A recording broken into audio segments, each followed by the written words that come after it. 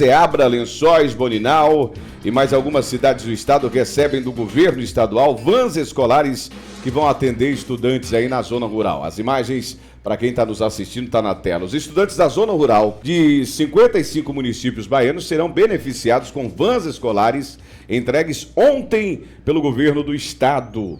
O ato ocorreu no Parque de Exposições de Salvador e contou com a participação do governador Jerônimo Rodrigues. O chefe do Executivo baiano destacou o comprometimento com a mobilidade e a segurança dos estudantes por meio da entrega dos veículos. Aspas para a fala do governador do estado. Aqui é transporte. Primeiro, a segurança dos estudantes.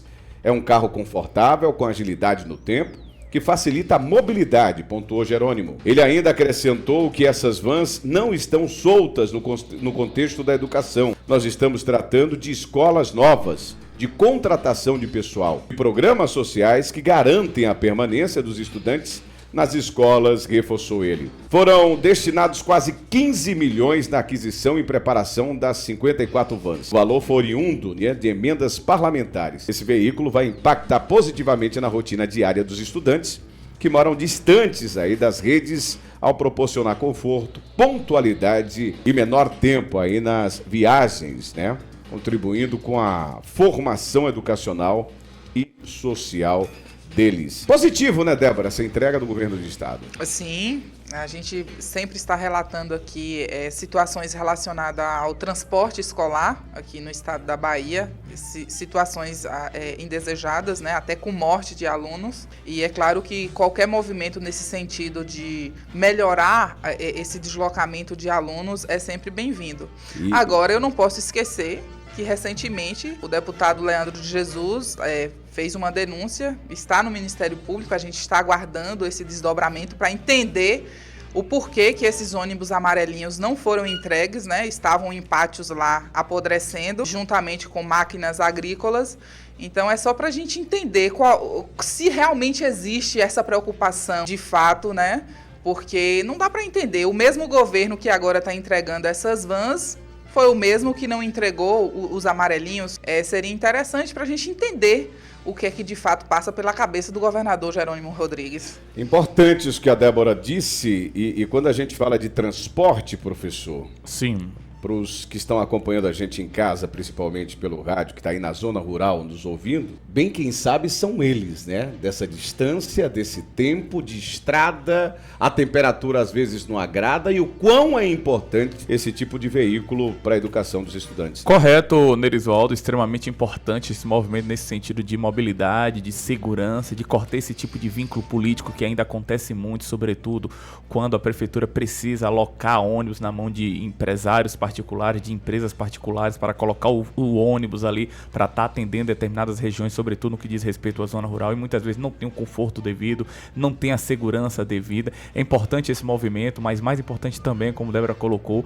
é entender aí do ponto de vista técnico por que o governo não entregou esses ônibus, os quais foram feita a denúncia aí por meio do deputado Leandro de Jesus, certo? Para que a gente possa entender de fato que esse conforto, essa segurança que o Estado está possibilitando agora por meio dessas vans, pode se ampliar ainda mais, principalmente aumentando a frota de ônibus dos chamados amarelinhos, visto que não é o suficiente a depender de alguns municípios, que são municípios que têm uma extensão territorial grande. Exemplo aqui do território da Chapada Diamantina, onde tem municípios que talvez sejam pequenos do ponto de vista populacional, mas tem uma extensão territorial muito grande. Ou é muito importante a gente entender desse ponto de vista, mas de modo geral a entrega dessas vans vem para contribuir em um momento extremamente importante diante de vários acidentes que têm acontecido, como Débora bem lembrou, na cidade de Pirá, onde um estudante infelizmente veio a óbito diante de uma veraneio de 1978, onde ocasionou aí a morte dessa estudante, de uma criança, na verdade, certo? Mas importante, de modo geral, a entrega aí do governo do estado desse transporte escolar. E assim, na minha fala, eu não quero minimizar a importância da entrega das vans. Não.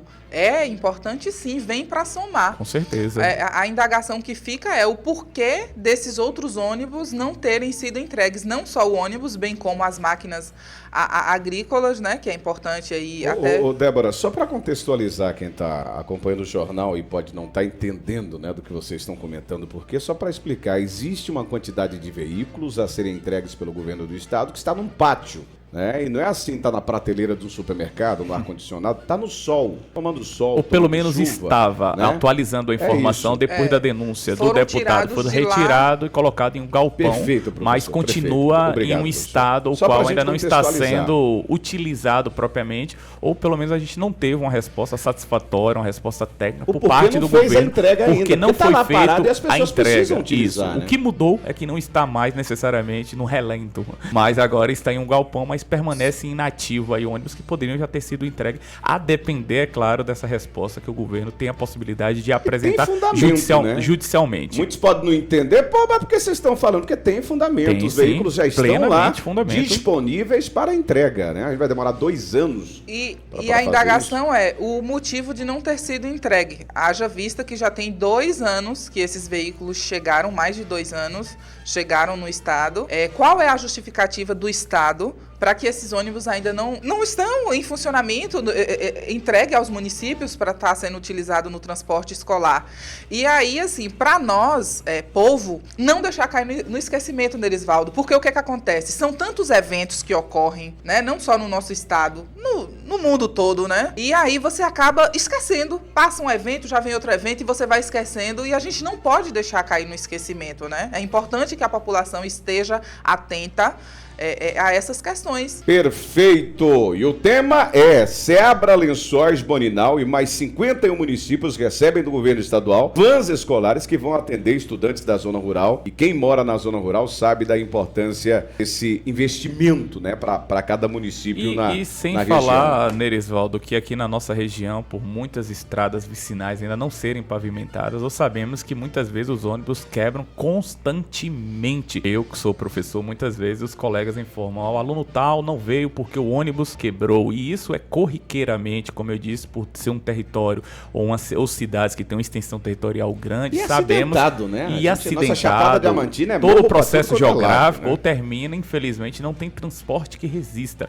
Ou por isso que é importante esse investimento por parte do Estado para desconforto, segurança e viabilizar que, sobretudo, os estudantes da zona rural não estejam faltando necessariamente às aulas regulares por conta do transporte exatamente. Já tem outros problemas a se preocupar, ou essa questão do transporte tem que ser sanado cada vez mais. Mas o assunto que tomou a rede social ontem foi outro, né? Porque a gente está vivenciando um período político, correto. Esse é o ano e as pessoas começaram a comparar a imagem, né? Mas aí também o deputado deu moral pro povo comparar, né? Ele não podia botar essas, né? Uma primeira e depois a segunda, não. O deputado Nelson Leal. Nelson Leal, você também deu chance para a Rede Ceabra virar o assunto. Coloca a imagem na tela aí, que tá lá na página do deputado Nelson Leal. Essa é a imagem que vocês estão vendo, a imagem de cima, né? Nelson Leal, junto com a outra comitiva de uma outra cidade, uma outra região, e o governador recebendo, mostrando